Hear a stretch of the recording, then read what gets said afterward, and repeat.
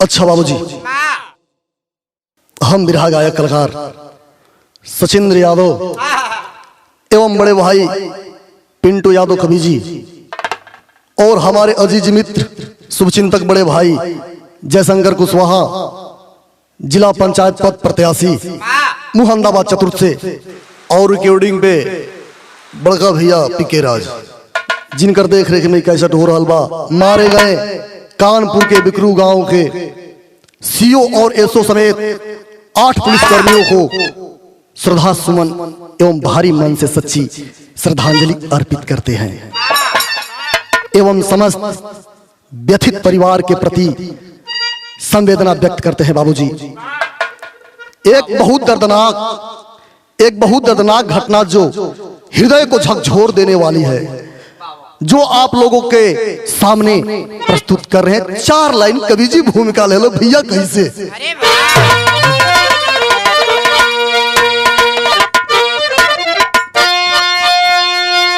अरे जज्बा जवानी का दिल में समेटे,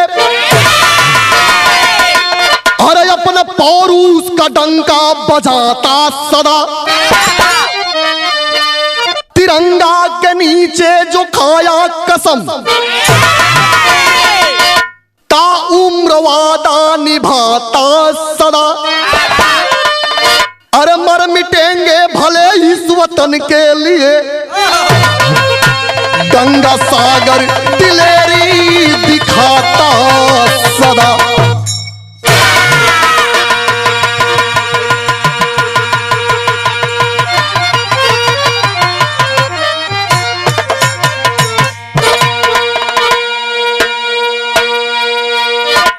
जज्बा जवानी का दिल में समेटे, अपने पौरूस का डंका बजाता सदा, तिरंगे के नीचे जो खाया कसम, ता उम्र वादा निभाता सदा।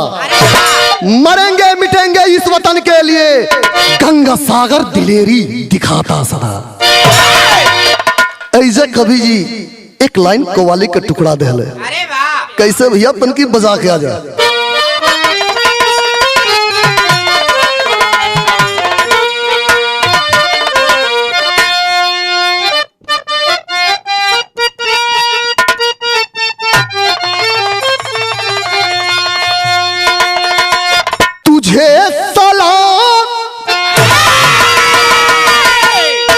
तुझे सलाम करेंगे मगर एक काम करो, अरे अपनी मस्त जवानी हमारे नाम करो। अरे जियो शेर जियो, क्या बात है,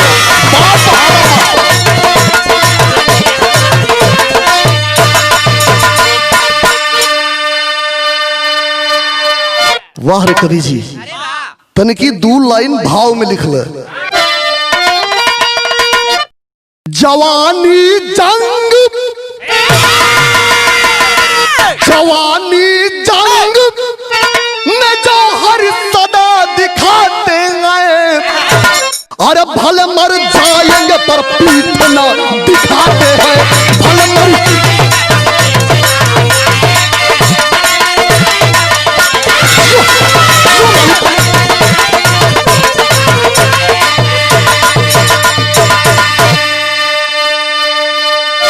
ज्यादा बाबूजी ना बतिया के, आप लोग पेपर पत्रिका में पढ़े होंगे अभी ताजी घटना, जो कि बिरहा स्टार्ट कहां से बा, कहां की घटना है।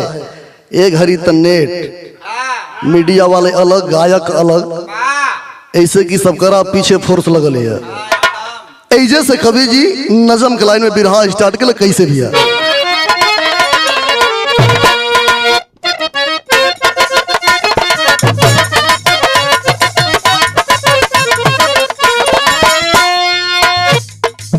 कानपुर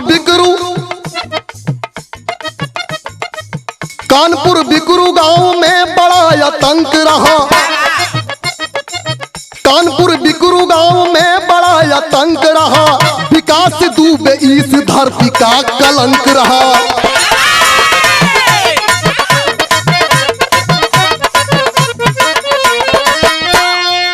राम कुमार दुबे पिता सर लमाई थी। राम कुमार दुबे पिता सर लमाई थी। दुर्दांत दुबे की दौलत भरी कमाई थी।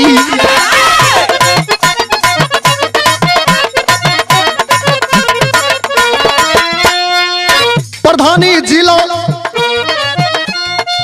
अरे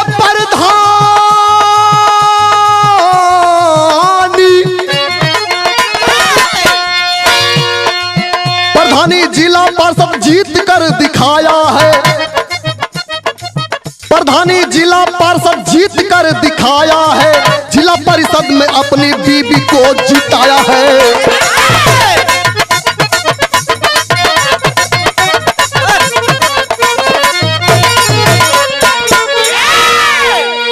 ए बाबू कानपुर जिला के अंतर्गत बिकरूपुर गांव पड़ेला। वही बिकरूपुर के रहने वाले विकास दुबे। इतना बड़ा नाम अब शायद आप लोग ना जानते रहोली। विकास दुबे आपराधिक दुनिया में लंबे समय से व्यस्त था बाबूजी, लेकिन कोई नहीं जानता था। उस क्षेत्र के लोग नहीं जानते थे कि का विकास दुबे ऐसनो आदमी हवन। लेकिन ये बाबू धीरे धीरे पोल खुलने लगी। आज जब पोल खुले लगल वही समय कवि जी एक तर्ज देहलन। का देहल भैया?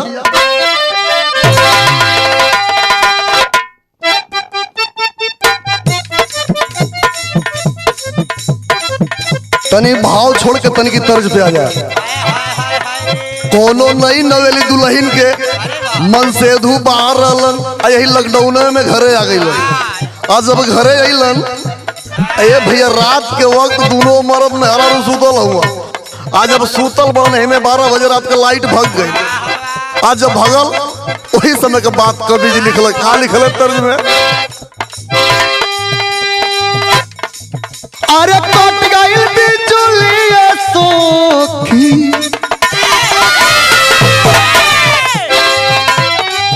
अरे कट गइल बिजुली सखी राते सट गइल सैया जी हमार।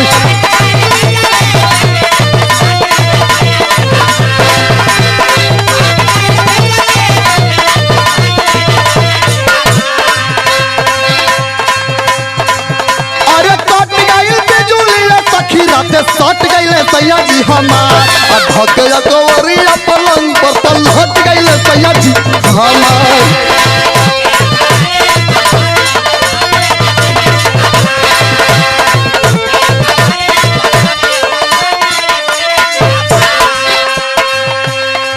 आए बाबू धीरे धीरे विकास दुबे का परचम लहरने लगा। क्षेत्र गांव जवार जिला नेता मंत्री हर पार्टी के लोगों से संपर्क बढ़ता गया। प्रशासन से संपर्क बढ़ता गया। और उस क्षेत्र में विकास दुबे इतना दहशत फैला दिया, इतना दहशत फैला दिया कि लोग उसके आगे बोलने से डरते थे साथियों। और कवि जी को भाव में लिखना पड़ा। अरे बन के खूंखार जिया जिंदगी की थर थर का पहला जवार।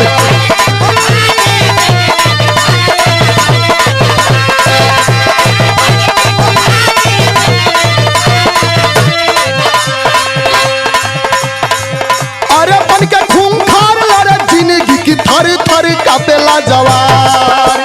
और राजनीति के पक्का खिलाड़ी की लोग कहे नेताजी हमारे।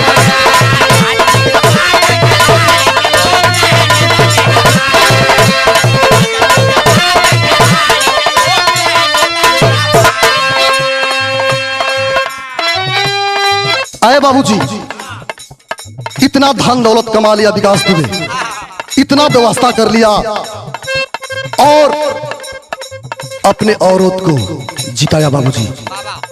भाई को प्रधान बनाया, पूरे परिवार के परवरिश करे विकास दुबे। इतना ही नहीं, वो विकास दुबे का स्थिति और हिस्ट्री उस परिवार के लोगों को भी मालूम नहीं था कि विकास दुबे ठीक है राजनीति कर रहे हैं, घर का है, परिवार का है, बढ़ जाए आगे चला जाए, लेकिन ई का जलन सो कि तीतिल धरता साइड से अंतरा में कहे के पड़े। कोठी आलीशान किला नुमा लाई,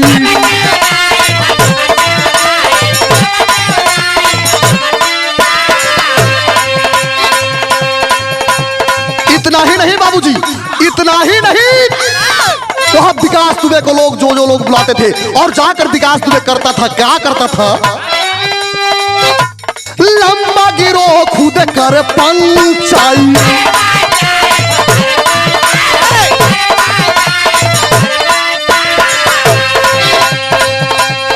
यही नहीं बाबूजी, जिस समय राजनाथ की सरकार थी, जिस समय राजनाथ सिंह की सरकार थी, मुख्यमंत्री थे, उस समय पहला घटना किया, का कैले? संतोष शुक्ला मंदिर के 14 पूरा थानावा में बिहले मार।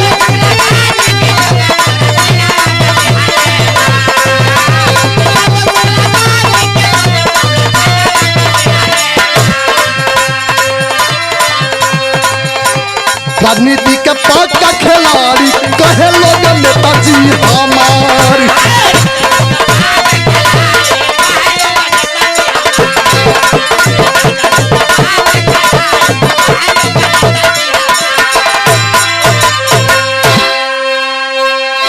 अरे बाबूजी, जिस समय संतोष शुक्ला मंत्री थे, उसी समय चौबेपुर थाने में प्रवेश करके, अंदर प्रवेश करके संतोष शुक्ला को थाने के अंदर गोली मार दिया और पुलिस प्रशासन देखती रह गई। जब गोली मार दिया, वहीं से विकास दुबे का माफियाओं की लिस्ट में नाम दर्ज हो गया बाबूजी। इतना सब कुछ करने के बाद वह बसता चला जा रहा था। आखिर क्यों, कैसे? सब कुछ उसको मालूम था कि हमारा हेल्प यह सरकार करेगी, हमारा हेल्प प्रशासन करेगा। यह सच्चाई है, यह सच्चाई है भैया, कि सरकार उसकी हेल्प कर रही थी और वो बसता चला जा रहा था। और धीरे धीरे अपना कदम राजनीति के क्षेत्र में बढ़ा दिया। आज जब बढ़ौलस, वही समय कहानी तनी दूसरे तरफ मोड़ ले, तब कवि जी हाँ फिर एक तर्ज दे।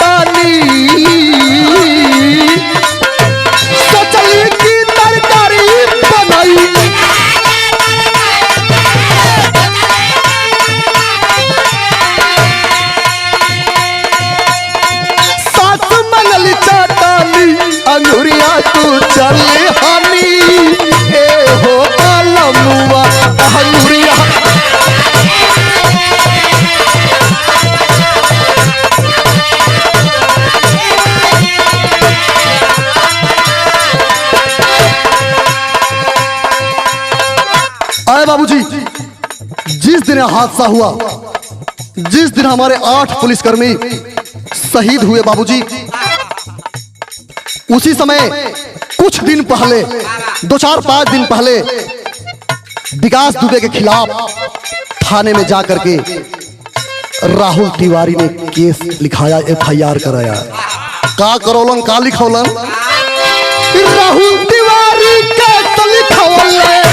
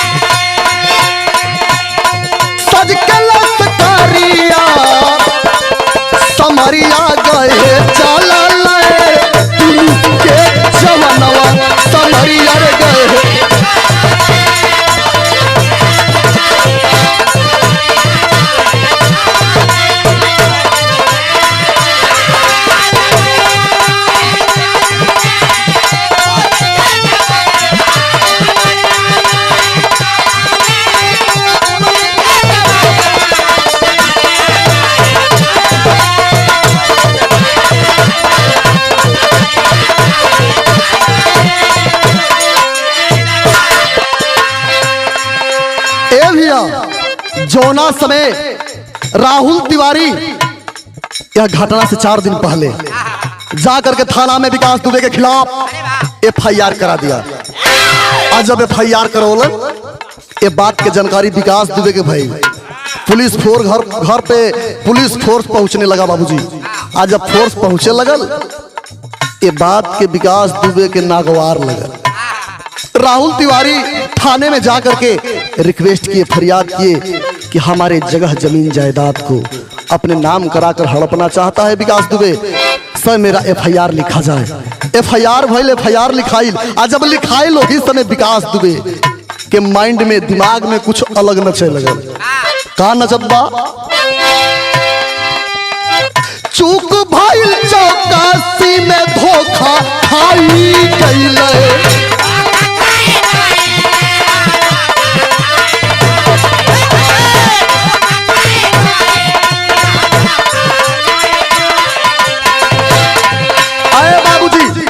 मुखबिरी द्वारा सूचना मिला विकास दुबे को कोई फोर्स आपके घर जा रही छापा मारने, आप आज पकड़े जाएंगे। विकास दुबे ने कहा फोन पे, विकास दुबे ने फोन पे कहा कि ऐसी बात है कि उन लोगों को आने दो, कफन में लपेट करके उन लोगों की लाश भेजेंगे। जहां तक बाबूजी पेपर पत्रिका मीडिया वालों ने बताया उस हिसाब से कभी जिले लिखे। चूक भइल चौकासी में धोखा खाई गइले।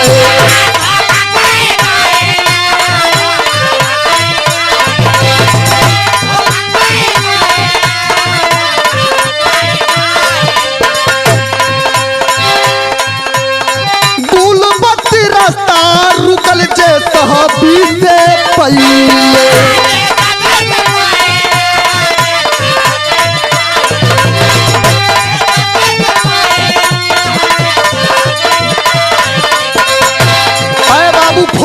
फोर्स जेवना समय दल बल के साथ विकास दुबे को गिरफ्तार करने जा रही है। आज जेवना समय पहुंचल भी ओ समय विकास दुबे ने अपने चारों तरफ से अपने फौजियों को, अपने साथ रहने वाले लोगों को इकट्ठा करके और सूचना दे दिया, बतला दिया कि जो भी पुलिस चाहे कोई भी हो, अगर हमारे गेट के अंदर प्रवेश कर रहे हैं तो बस कुछ नहीं, यहाँ से वो लोग जान न पाए, अब बस उन्हें मुझे लाश दिखाई देना चाहिए।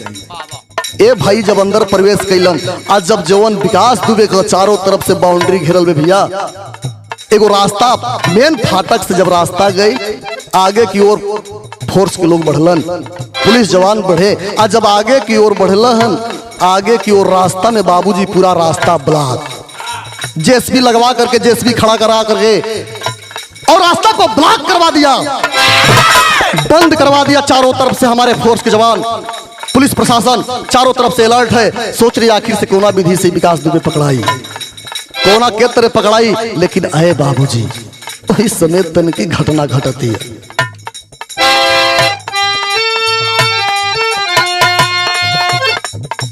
पैदल चलले तथा सिपहिया,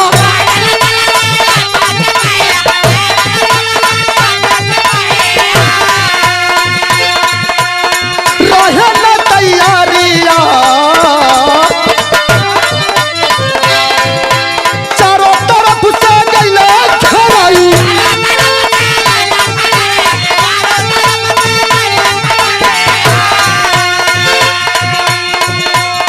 अरे कोठी से आवे या जोरिया समरिया गए चला ले पुलिस के जवानवा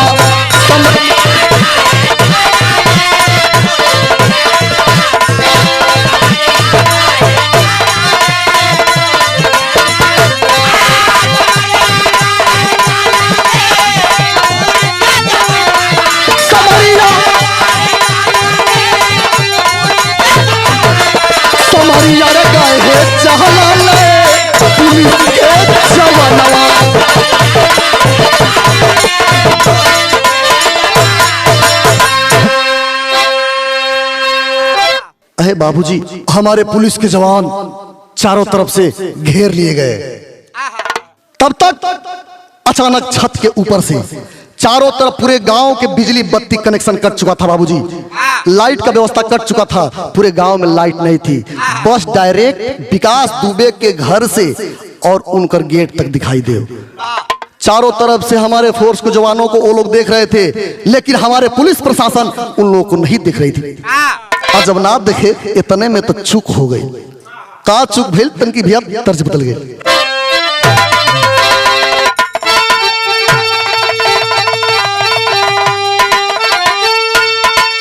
यही सरकार में, यही बीजेपी सरकार में ऐसा नहीं संसद तू पर ऐसा नहीं संसद कैसन कैसन बतावत थी भैया। ई बतावे ला लोग कि राम राज चला था, का राम राज नहीं है रहे। 6 साल बीजेपी सरकार के लिए हो गई। अब विकास तब विकास, अब विकास तब विकास, का विकास, विकास लाएंगे, विकास ला कर रहेंगे। अंत में विकास मिला भी बाबूजी, लेकिन कौना रूप में? आतंकवादी के रूप में। 60 अपराध करने के बाद, 60 अपराध करने के बाद भी यह विकास दुबे निर्दोष है, उसको कोई पकड़ा नहीं। कितनी सरकारें आई, कितनी सरकारें गई, आज ज्यादातर घटना विकास दुबे ने बीजेपी सरकार में किया। ऐसे कि चारों तरफ से क्यों? अगर यही विकास दुबे मुसलमान होता तो आतंकवादी हो जाता। अरे साथियों, यही विकास दुबे अगर यादव होता तो उसे लोग गुंडा बता देते। यही विकास दुबे अगर दलित समाज से होता तो उसे लोग अपराधी बता देते। विकास दुबे निर्दोष से बचा हुआ है। क्यों? इसलिए कि पुलिस प्रशासन चाहे कोई भी हो, राजनेता उसके साथ कदम में कदम मिलाकर साथ चलने का काम किया करते थे और उसका हर समय हेल्प किया करते थे। चाहे विकास दुबे तुम्हें जो भी कुछ करना है तुम करो, हम तुम्हारे साथ हैं। विकास दुबे का आतंकवाद बाबूजी इतना चरम सीमा पर पहुंच गया, इतना चरम सीमा पर पहुंच गया कि उस क्षेत्र में लोगों को जीना मुश्किल हो गया था बाबूजी। क्या आप ही लोग बताएं भैया? हम जनता से सवाल कर रहे हैं, पब्लिक से सवाल कर रहे हैं, इस देश के राजनेताओं से सवाल कर रहे हैं। क्या नारी सुरक्षित है? क्या नर सुरक्षित है? अरे बाबूजी, क्या यही राम राज्य है? और इनके बारे में कवि जी लिखल है, आगे का लिखल भैया?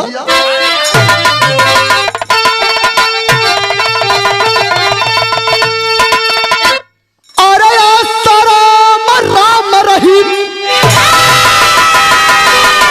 अरे राम रहीम, अरे काय बाबा फलहारी दाढ़ी बोरी दिहलाना, अरे दाढ़ी, अरे दाढ़ी बोरी कटला, अरे कटला दोही पर के सारी दाढ़ी बोरी।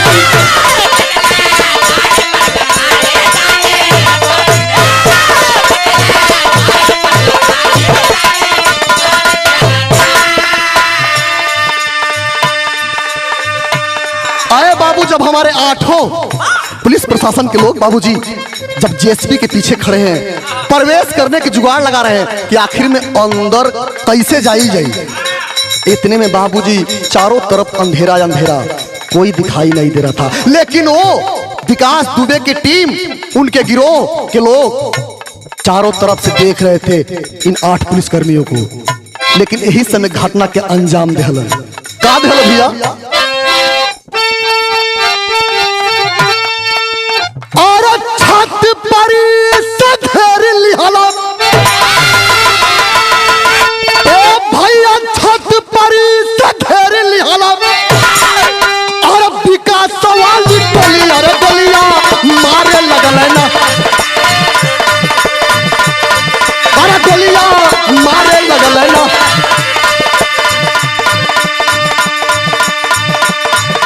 खेले, अरे खेले खूनावा के होली, अरे गोलियां मारे लगल है ना।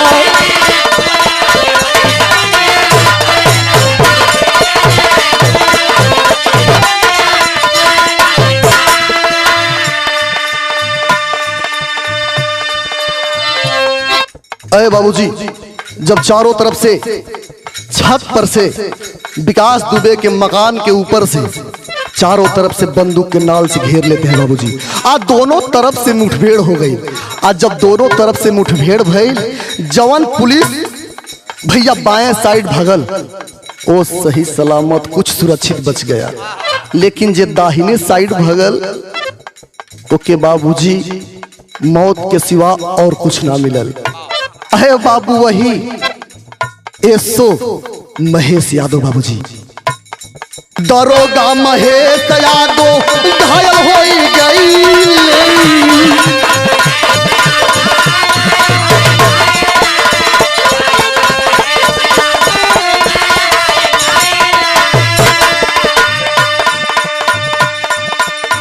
बाथरूम में घुस के अपने बाथरूम में घुस के अपने थाना पर बताइए।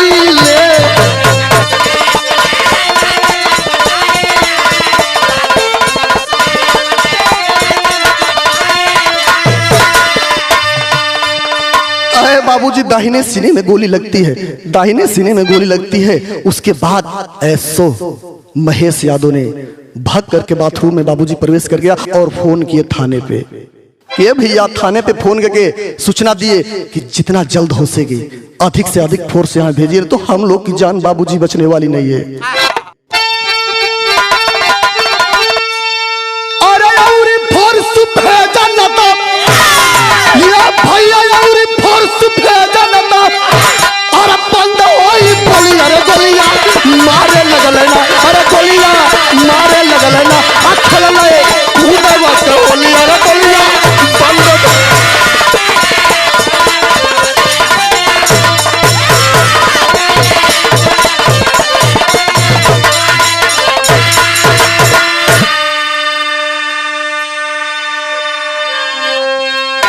अरे भैया जब चारों तरफ से हमारे पुलिस प्रशासन के लोग घिर गए, विकास दुबे के बाउंड्री में चारों तरफ से हाथा के अंदर जब घेरा गिलने भैया, कोनो चारा ना चलत बा हमारे फोर्स के जवानन का। हमारे पुलिस प्रशासन को कोई व्यवस्था नहीं हो रही थी बाबूजी, आखिर अपनी जान बचाए कि विकास दुबे की जान ले, यह सोचने पर मजबूर हो गए बाबूजी। तब तक इसी बीच घटना घटती है, टेरी में बताओ एक पड़ा।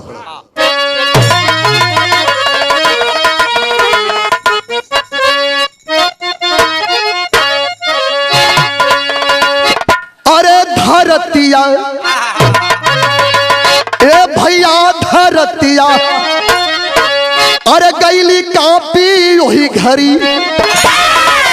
अरे धरतिया गैली कापी हो धरतिया, अरे गैली कापी वही घड़ी। अरे मौत का सौदागर बन गया दरिंदा पापी।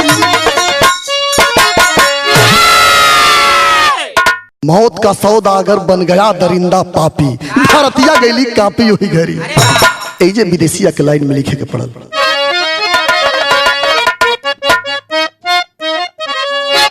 ए भैया दिन गुरुवारी रई, अरे एक बाजे रतिया के, अरे 2020 के जिकरिया बाबूजी। घर खोलवावे सियो ए भैया खोलया पर धिया हो। अरे मारे गोली उड़ी गईली खोपड़ी आए बाबूजी। दरोगा महेश यादव और नीबू लाल यानुपू मारल गईल। अरे बबलू जितेंद्र राहुल सिपाही आए बाबूजी। सुल्तान सिंह के गोली मरले, अरे भगले मुदैया हो। अरे असुआ बहावे सुनी के नजरियों बाबूजी। ए भैया दरोगा महेश यादव और साथ में जितने पुलिस के जवान थे बाबूजी, सबकी लाश को पुलिस प्रशासन ने थाने पे लेके आई और बारी बारी से लाश घर भिजवाए जाने लगे। उसी समय बाबूजी महेश यादव की लाश जब घर पे आई ले भैया, और जब घर पे आई गांव जवार क्षेत्र के लोग देखलन, परिवार के लोग देखलन, मित्र जनलन, उस समय कवि जी भाव लिखल। का लिखले भैया?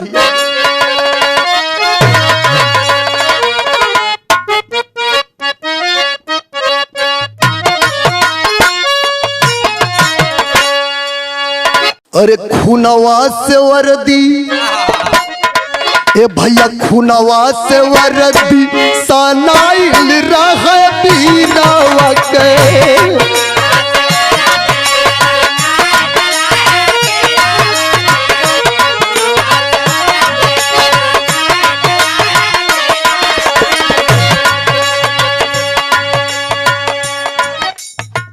सीनावा में गोली बेध लागल तहिरावा के, सीनावा में गोली बेध लागल तहिरावा के। खूनवा से वर्दी सनाइल रहे बीरावा के।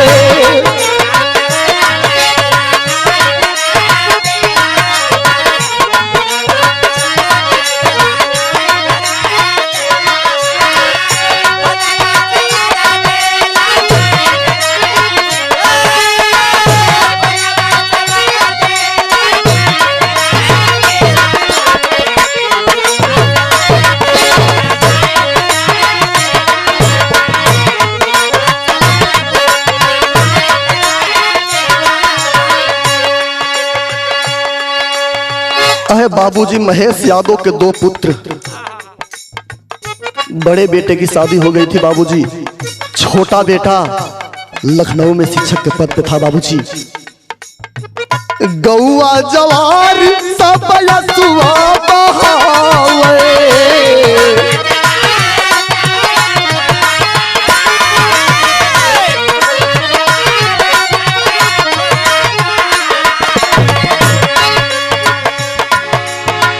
माई बेटा रोई रोई हियरा मनावे।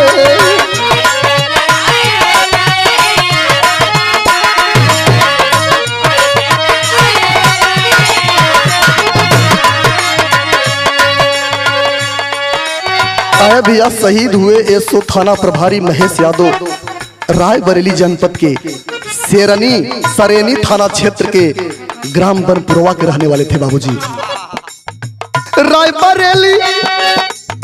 रायबरेली बनपुर वाका कील चुभा तीरावा में, कील चुभा तीरावा में। नवा से वर्दी सनाइल रहे तीरावा के।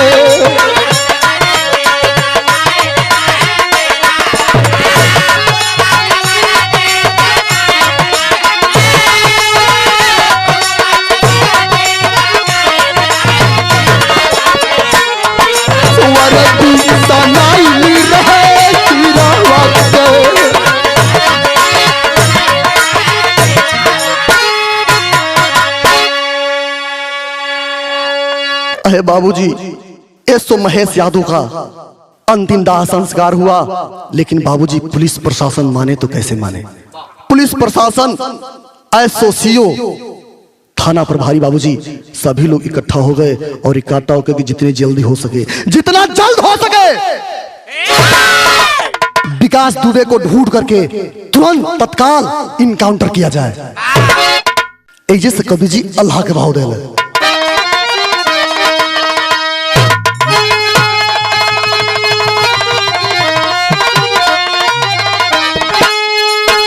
अरे खून से रंगाइल रहली, ए भैया खून से रंगाइल रहली, अरे बिकरू पुर धरतिया भैया।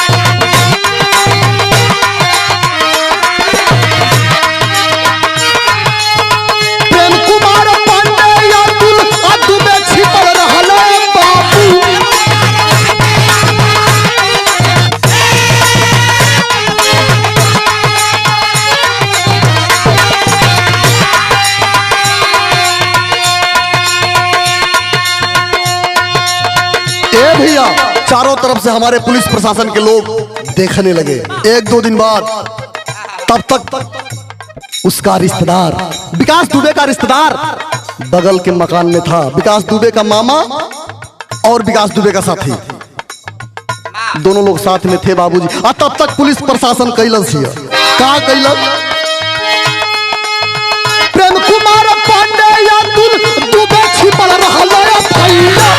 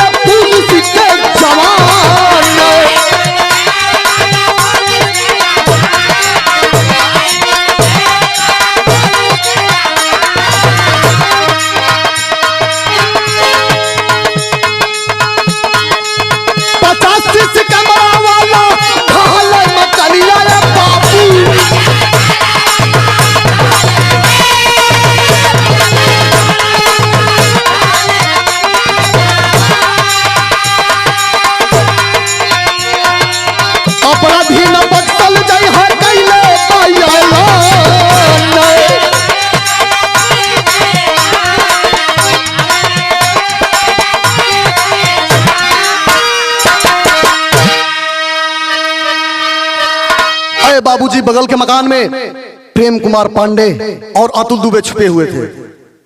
जब पुलिस प्रशासन जल्लस के रूम में, मकान में, घर में विकास दुबे का रिश्तेदार है, उसका मामा, अरे बाबूजी सब तो संगवे रहे। विकास दुबे के साथ साथ रिश्तेदार भी साथ में लगे थे।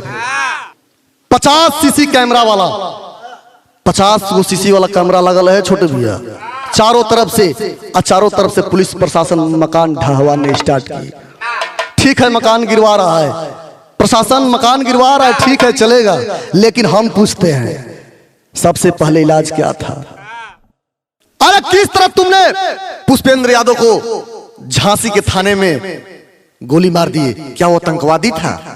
एक भी एफआईआर पुष्पेंद्र यादव के ऊपर नहीं था, फिर भी निर्दोष था, लेकिन जबरी इसी सरकार में प्रशासन के लोग पकड़ करके गोली मार दिए। उसी थाने में लाश को जला दिया गया बाबूजी।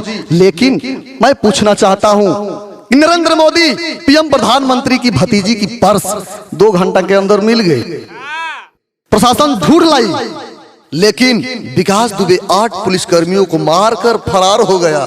और पकड़ा कब जाता है? 1 हफ्ते बाद, वह भी कहां?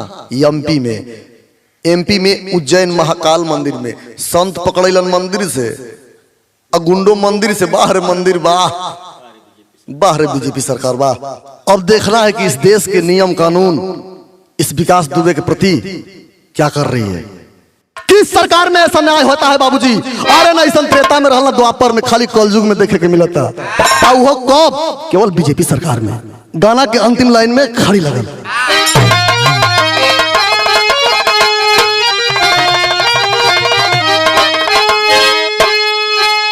अरे जही दिन भारी पाप के घरी ला, अरे लाचार हो जाई बाप। विकास दुबे अपना जिंदगी से बर्बाद हो जाई बाप।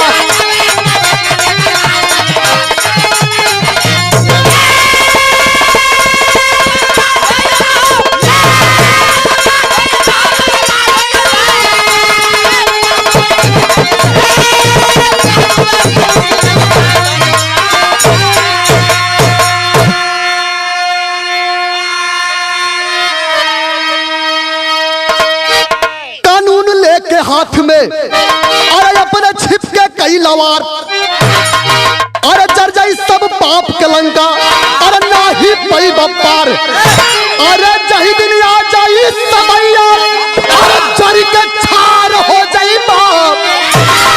अरे विकास दुबे अपने जिंदगी से बर्बाद हो जाई बाप।